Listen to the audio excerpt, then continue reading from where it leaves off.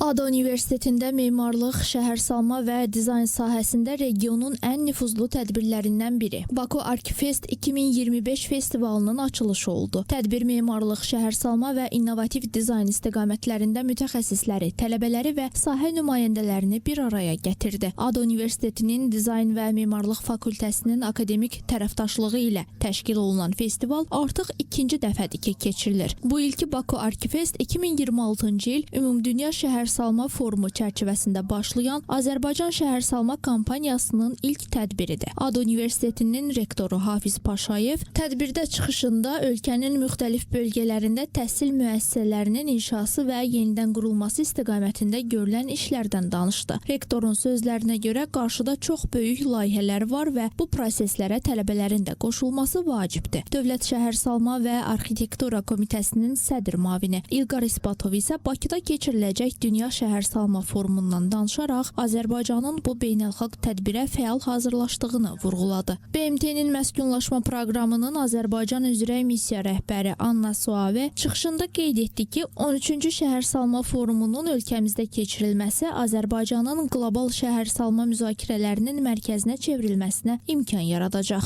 İlk açılış günümüzden sonra yarın paneller, ondan sonra da hem çocuklar, üniversite gençliği hem genç profesyonellerle harika atölyeler yapacağız. Workshoplar yapıyor olacağız. Archifest'i çok önemsiyoruz. Çünkü Archifest bizim için kültürel birlikteliği temsil ediyor.